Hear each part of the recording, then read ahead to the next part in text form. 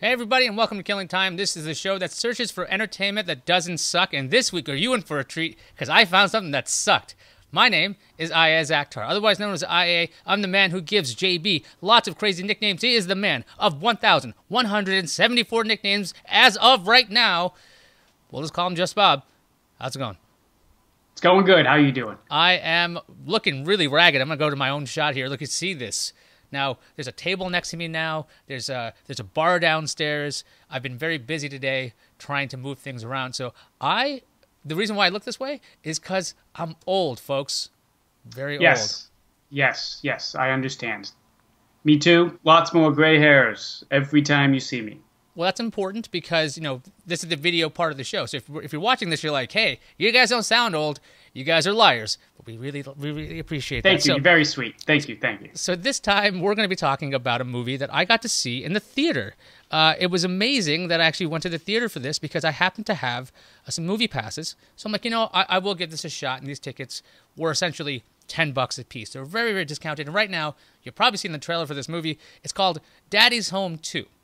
Now, why on earth would we watch Daddy's Home 2 in real life at any point? Why would I want to do that? Well, first, before you get started, Yeah. have you seen Daddy's Home 1? You see, I hadn't seen it until I believe it was Wednesday or Thursday. So here's the deal. I got lucky enough to get some Conan O'Brien tickets in Harlem. And during the New York week he was here, on the Thursday that we had tickets, it was the entire cast of Daddy's Home 2. They were all there. It was, four of them were there. John Lithgow, Mel Gibson, Will Ferrell, and Mark Wahlberg. So all four of these guys Wow. were on stage at the same time. That's And huge. out of all of them, John Lithgow, I think, is the most loved or beloved of the bunch. Liz really Yeah. likes him. I'm a big fan of his work. I think he's hilarious. Met him once at an airplane, he's hilarious then that one day. And He also plays a bad guy exceptionally well. Yeah. His range is spectacular. Yeah, and here you can see in the trailer where he's acting like a complete goof. And so we had the tickets and we found out that we were going to be able to see the entire cast or the major cast of Daddy's Home 2. Then we're like, okay, let's watch Daddy's Home 1, which we did watch. And I will say it was pretty dumb. I saw us at I think the Rotten Tomato meter or something were around 30%, 40%. And I don't think that's off by much No, because it's about right. It was silly, stupid, fun. It was watchable, though. I didn't hate it. that's exactly right. I didn't hate it because it's like, all right, this is fun. You got Will Ferrell and you got the macho character of Mark Wahlberg, and they have the same kind of, it's kind of old school idea of what a man is. Okay, you're not a man because you can't do 8 pull-ups with just one Right. arm and do basically, he's Tony Horton and this other guy is Will Ferrell. So we've got this. So you're getting a double review. So Daddy's Home 1, passable. Watch it if it's available. Like, hey, flipping through TV and see on TBS because it's probably where it'll run. You're like, okay, that was all right. It doesn't. And the thing about Daddy's Home 1 that bothered me the most is that it drags. Did you find that it dragged at all? It did. In the middle, it dragged. But, it had a strong beginning and then a strong ending. But the comedy and the speed really slowed down right in the middle. Yeah, there's a lot of these extended talking scenes where it seems like I don't know if they're riffing or what, but Thomas Hayden Church and Will Ferrell, they're going back and forth, and they have some really great chemistry. They're just really fun to listen to. But after a while, you're like, the scene has to move on. We have to keep this going because we need to resolve the movie. So there's a lot of that happens in that movie. So let's talk about Daddy's Home 2, again, which I saw in the theater, the actual theater. Like, I went to a building and I joined other people in a room to watch this. So, how was the movie? Let me explain something. It kind of sucked. Okay. Kind of sucked. Yeah. Look, it's more of the same, and it's got some good gags in there every now and then, and it's got cartoon physics. That's another thing about the original movie. It's all a cartoon because there's some serious violence that happens in the movie. And this should kill a person. In fact, I believe he dies in the first movie. Will Ferrell does die. He has cardiac arrest, and he's dead on a half pipe. And they bring him back because this is a cartoon. And we have the same kind of thing in Daddy's Home 2.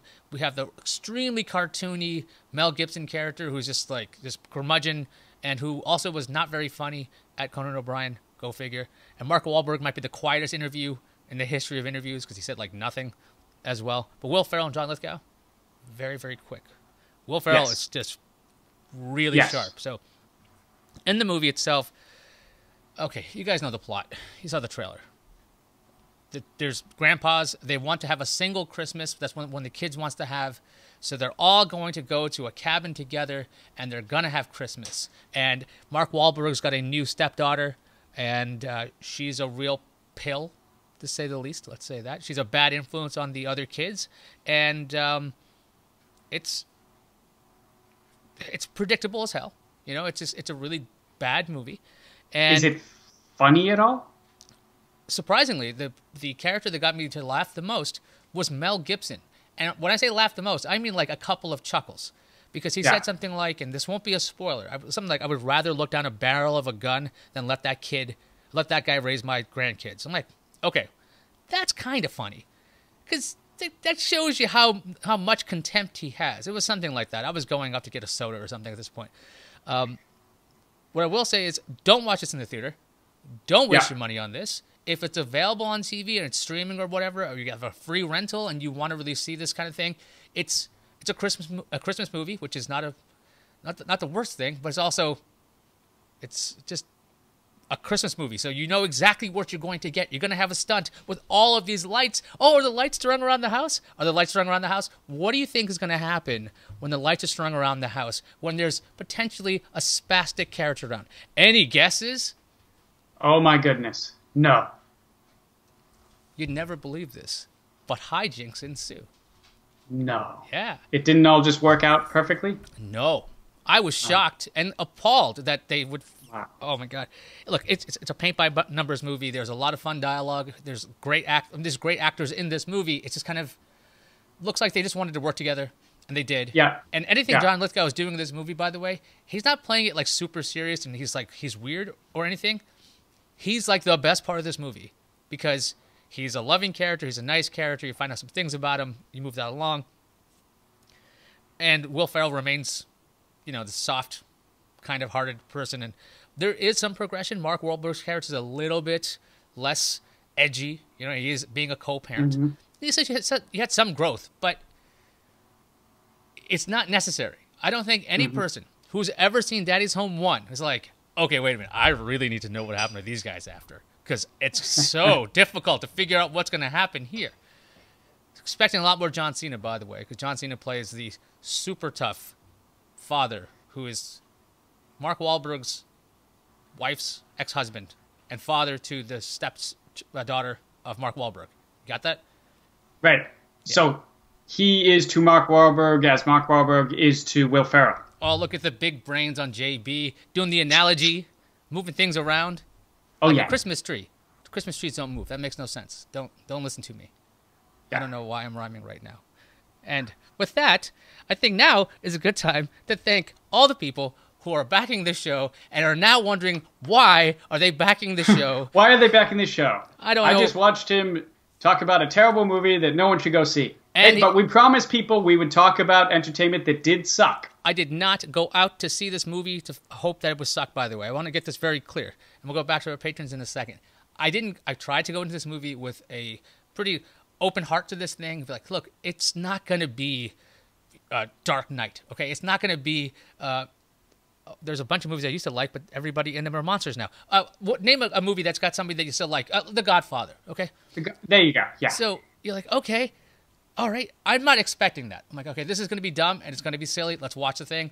It was dumb. It was silly. I'm just saying, don't waste your money or time on this because, like, in this episode, you might waste like 10 minutes, but there you will waste money and you will lose 90 minutes. So can't recommend that.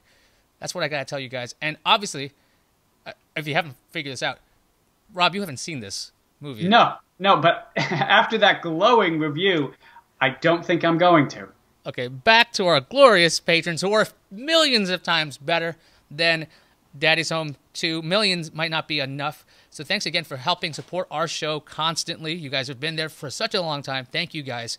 If you would like to be on this list, go to our Patreon at patreon.com/IAZ, and you can donate whatever you want to the show. If you're like, hey, look, I want to give $1, that's cool. If you want to give $5, that's cool. If you want to buy the show for $1 million, it's not an option, but we can talk.